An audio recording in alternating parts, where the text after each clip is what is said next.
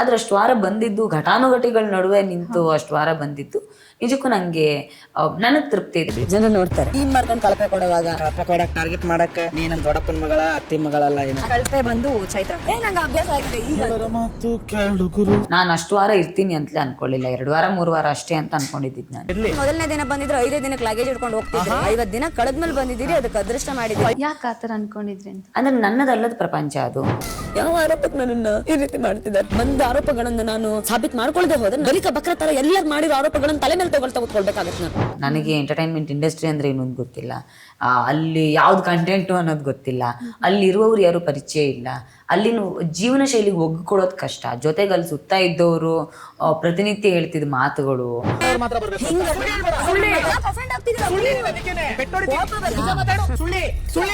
ಆ ಟಾರ್ಗೆಟ್ಗಳು, ಅದನ್ನೆಲ್ಲ ನೋಡ್ತಿದ್ದಾಗ ಇಲ್ಲ ಈ ವಾರ ಹೋಗ್ತೀನೇನೋ ಅಂತಲೇ ಅನ್ಕೊಳ್ತಿದ್ದೆ. ಯಾವಾಗ್ಲೂ ಜನರ ನಡುವೆನೇ ಇರ್ತಿದ್ದವಳು ಸಡನ್ ಆಗಿ ಹೀಗೆ ದಿನ ಬೆಳಗಾದ್ರೆ ಬರೀ ಅದೇ 10-15 ಜನರ ಮುಖ ನೋಡ್ಬೇಕು, ಅವ್ರ ಹತ್ರನೇ ಜಗಳ ಆಡ್ಬೇಕು, ಅವ್ರದ್ದೇ ಮುಖ ನೋಡ್ಬೇಕು ಅನ್ನೋದೆಲ್ಲ ತುಂಬಾ ಎಲ್ಲೋ ಬಹುಶಃ ನನ್ಗೆ ಕಷ್ಟ ಆಗುತ್ತೆ ಅಂತ ಅನ್ಕೊಂಡಿದ್ದೆ. ಇಲ್ಲ ಆಡ್ಕೊಂಡು ಒಂದೊಂದು ವ್ಯಂಗ್ಯದ ಮಾತುಗಳಿಗೂ ಇದೆಲ್ಲ ಸಮಯ ಬರುತ್ತೆ, ಸಮಯನೇ ಉತ್ತರ ಕೊಡುತ್ತೆ ಅಂತ.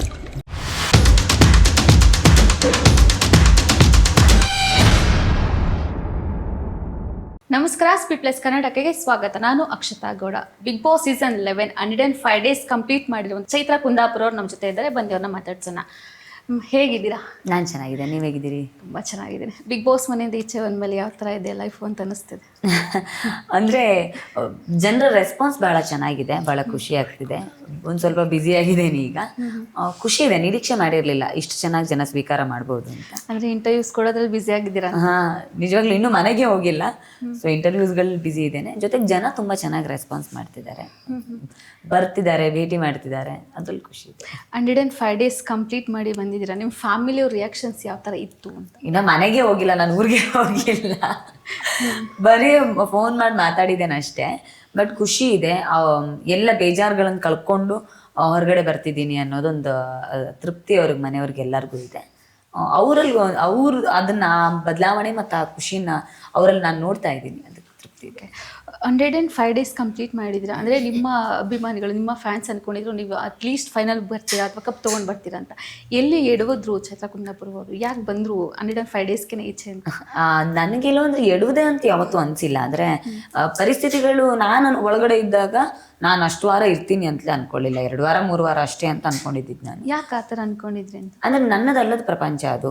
ನನಗೆ ಎಂಟರ್ಟೈನ್ಮೆಂಟ್ ಇಂಡಸ್ಟ್ರಿ ಅಂದರೆ ಏನು ಅಂತ ಗೊತ್ತಿಲ್ಲ, ಅಲ್ಲಿ ಯಾವ್ದು ಕಂಟೆಂಟು ಅನ್ನೋದು ಗೊತ್ತಿಲ್ಲ, ಅಲ್ಲಿರುವವ್ರು ಯಾರು ಪರಿಚಯ ಇಲ್ಲ, ಅಲ್ಲಿನ ಜೀವನ ಶೈಲಿಗೆ ಒಗ್ಗಿಕೊಳ್ಳೋದು ಕಷ್ಟ. ಜೊತೆಗೆ ಅಲ್ಲಿ ಸುತ್ತ ಇದ್ದವರು ಪ್ರತಿನಿತ್ಯ ಹೇಳ್ತಿದ್ದ ಮಾತುಗಳು, ಆ ಟಾರ್ಗೆಟ್ಗಳು, ಅದನ್ನೆಲ್ಲ ನೋಡ್ತಿದ್ದಾಗ ಇಲ್ಲ ಈ ವಾರ ಹೋಗ್ತೀನೇನೋ ಅಂತಲೇ ಅನ್ಕೊಳ್ತಿದ್ದೆ.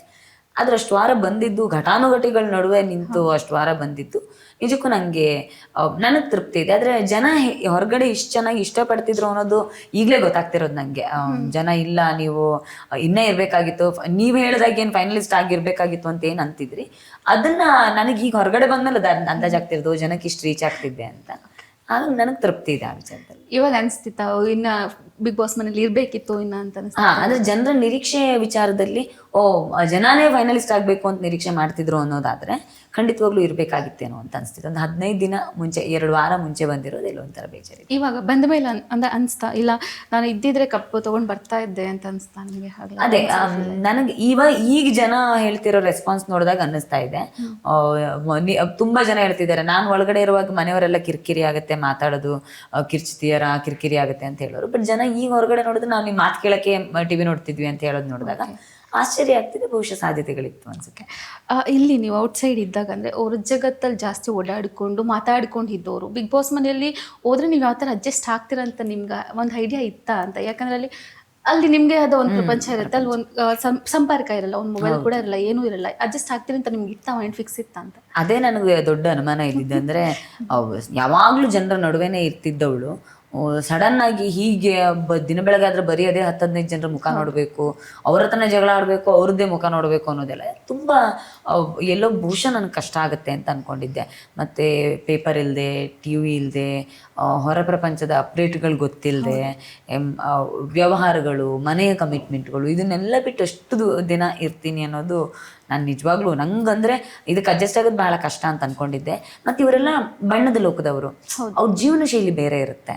ನಾನೊಂದು ಚೌಕಟ್ಟಿನ ಬದುಕಲ್ಲಿ ಬದುಕಿದವಳು, ನನ್ನ ಬದುಕಿನ ಏನು ಕಟ್ಟುಪಾಡುಗಳೇ ಬೇರೆ. ಇದನ್ನೆಲ್ಲ ನೋಡ್ತಿದ್ದಾಗ ಬಹುಶಃ ಕಷ್ಟ ಆಗುತ್ತೇನೋ ಅನ್ನೋ ಭಯ ಭಾಳ ಇತ್ತು. ಆದ್ರೆ ಅದೇ ಭಗವತ್ ಕೃಪೆ ಅನ್ಸುತ್ತೆ. ಅಲ್ಲಿ ಹೋದ್ಮೇಲೆ ಒಳಗಡೆ ಅಲ್ಲಿಗೆ ಹೋದ್ಮೇಲೆ ಅಲ್ಲಿ ಇರೋರಿಗೆ ಬಹುತೇಕರಿಗೆ ನಾನು ಯಾರು ಒಂದು ಗೊತ್ತಿರಲಿಲ್ಲ, ನನ್ನ ಪರಿಚಯ ಇರಲಿಲ್ಲ. ಕೆಲವ್ರಿಗೆ ಮಾತ್ರ ಗೊತ್ತಿತ್ತು. ಹಾಗೆ ಗೊತ್ತಿದ್ದವ್ರು ಒಂದಷ್ಟು ಜನ ನನ್ನ ಜೊತೆ ಬಹಳ ಚೆನ್ನಾಗಿ ಮಿಂಗ್ಲಾಗ್ತಿದ್ರು ಮತ್ತು ಅವ್ರು ಕೊಡ್ತಿದ್ದ ಗೌರವ ಮತ್ತು ನನ್ನ ನಡವಳಿಕೆಗಳ ಮೂಲಕನೂ ಅನಿಸುತ್ತೆ. ನನ್ನದಲ್ಲದ ರೀತಿ ನೀತಿಗಳಿಗೆ ನನಗೆಲ್ಲೂ ಕೂಡ ಅವರು ಒಗ್ಗಿಕೊಳ್ಬೇಕು ಅನ್ನೋ ಕಾರಣಕ್ಕೆ ನನಗೆಲ್ಲೂ ಪ್ರೆಷರ್ ಹಾಕಲಿಲ್ಲ, ಒತ್ತಾಯಗಳಿರಲಿಲ್ಲ. ಹಾಗಾಗಿ ನನಗೆಲ್ಲೋ ಒಂದು ಸ್ವಲ್ಪ ಸರಿ ಬೆರಿಬಹುದು ಅಂತ ಅನಿಸ್ತು. ಮತ್ತು ಅಲ್ಲಿ ಮೊದಲಿಗೆ ನರ್ಕಕ್ಕೆ ಹೋಗಿದ್ದ ಕಾರಣಕ್ಕೆ ನರ್ಕದಲ್ಲಿ 7 ಜನ ಇದ್ದಿದ್ದು ನಾವು.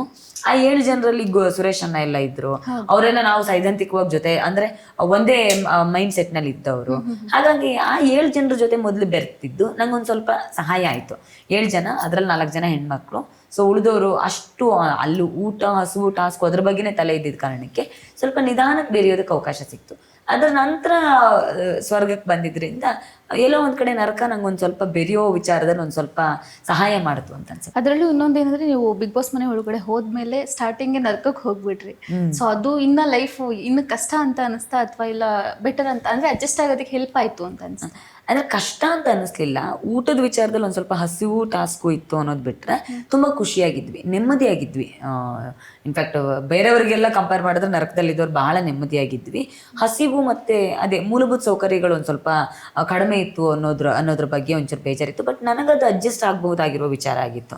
ನಾನು ಎಲ್ಲೂ ಅದ್ರ ಬಗ್ಗೆ ಕಂಪ್ಲೇಂಟೇ ಮಾಡ್ತಿರ್ಲಿಲ್ಲ. ಅದು ಬೇಕು ಇದು ಬೇಕು ಅನ್ನೋದು ಯಾವತ್ತೂ ಕಂಪ್ಲೇಂಟ್ ಮಾಡ್ತಿರ್ಲಿಲ್ಲ. ಅಡ್ಜಸ್ಟ್ ಆಗಿದೆ, ಆ ವಿಚಾರದಲ್ಲಿ ಖುಷಿ ಇದೆ. ಅದೇ ನರಕಕ್ಕೆ ಹೋಗಿದ್ದಿದ್ರೆ ಬಹುಶಃ ನನ್ನ ಜೀವನದಲ್ಲಿ ತುಂಬ ಕಳ್ಕೊಳ್ತಿದ್ದೆ ಅನ್ಸುತ್ತೆ. ಆ ಅನುಭವನ ನಾನು ಎಲ್ಲೆಲ್ಲೋ ಕಳ್ಕೊಳ್ತಿದ್ದೆ ಅನ್ಸುತ್ತೆ. ಆ ವಿಚಾರದಲ್ಲಿ ನನಗೆ ನರಕ ತುಂಬ ಹೇಳ್ಕೊಟ್ಟಿದೆ. ಅಂದರೆ ಹಸುವಲ್ಲಿದ್ದಾಗ, ಕಷ್ಟದಲ್ಲಿದ್ದಾಗ ಜನ ಒಗ್ಗಟ್ಟಾಗಿರ್ತಾರೆ ಅನ್ನುವ ಪಾಠ, ಅದ್ರ ಜೊತೆಗೆ ಬೆರೆಯುವ ರೀತಿ, ಅದನ್ನೆಲ್ಲ ತುಂಬ ಚೆನ್ನಾಗಿ ಖುಷಿ ಕೊಟ್ಟಿದೆ ಅದೆಲ್ಲ. ನೀವು ನರಕದಲ್ಲಿ ಇರೋ ಟೈಮಲ್ಲಿ ಜಗದೀಶ್ ಅವರು ಸ್ವರ್ಗದಲ್ಲಿ ಇರ್ತಾರೆ. ಆ ಟೈಮಲ್ಲಿ ಅವ್ರು ಬಂದು ಹೇಳ್ತಾರೆ ನಿಮಗೆ, ನೀವು ಫೈರು ನಾನು ಫೈರು, ಯಾವ ಥರ ಫೈರ್ ಮಾಡ್ಬೋದು ನೀವು ಅವಾಗೇನು ಅನ್ಕೊಂಡಿದ್ರಿ, ಯಾವ ಥರ ಆಗ್ಬೋದು ಬಿಗ್ ಬಾಸ್ ಮನೆ ಒಳಗಡೆ ಅಂತ ಅನ್ಕೊಂಡಿದ್ರಿ? ಇದನ್ನೇ ಸುದೀಪ್ ಸರ್ ಕೂಡ ಹೇಳಿದ್ರು. Wait plus Karnataka